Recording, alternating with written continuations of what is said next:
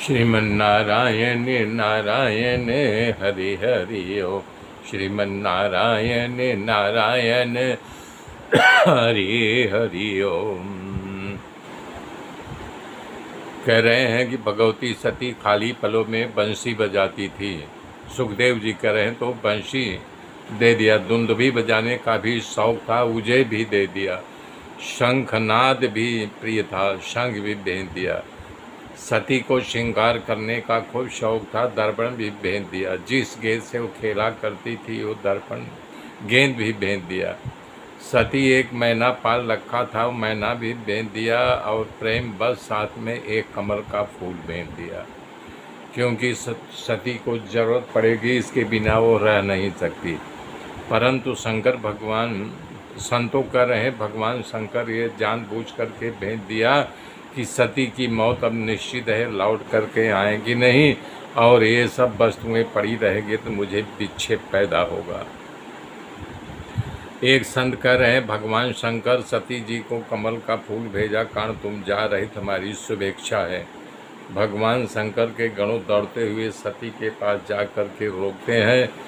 सभी ने माता जी से प्रार्थना किया, माता जी थोड़ा शांत हुई, माता जी को नंदी पे बैठाया। शिव पत्नी के अच्छा लगे, इस तरह से लोग आगे बढ़े। शिव जी का जय जयकार करते हुए दक्ष महाराज के यज्ञ मंडप में प्रवेश किया।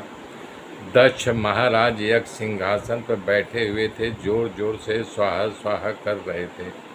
अधर्यु आचार्य थे। सभी विद्वान जोर जोर से वेद मंत्रों का पाठ कर रहे थे। ऐसा लग रहा था जैसा गाना गाने का होड़ लगा हो। दक्ष ने देखा उनकी लड़की सती आई तो उन्होंने विचार किया अकेली आई है या भूत को भी साथ लाई है।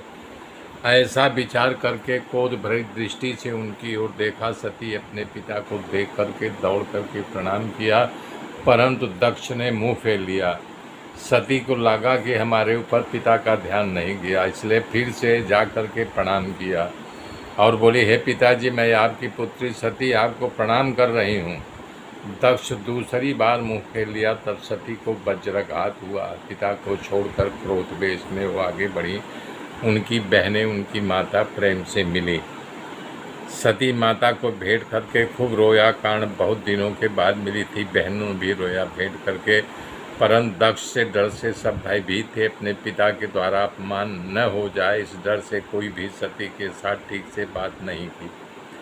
माता के द्वारा दिए गए आसन पर उसकी बहनों ने बैठा। सबको अपने अपने आसन पर बैठते देख करके सती यज्ञ मंडप में घूमने लगी। देखा कि सब देवता अपने अपने आसन पर बैठे हैं और यज्ञ का भाग स्वीकार कर रहे हैं, परंतु आज ईशान कोल खाली था। सती समझ गई कि मेरा पिताजी इस यज्ञ में मेरे पूजनीय पति शंकर भगवान का स्थापना नहीं की है।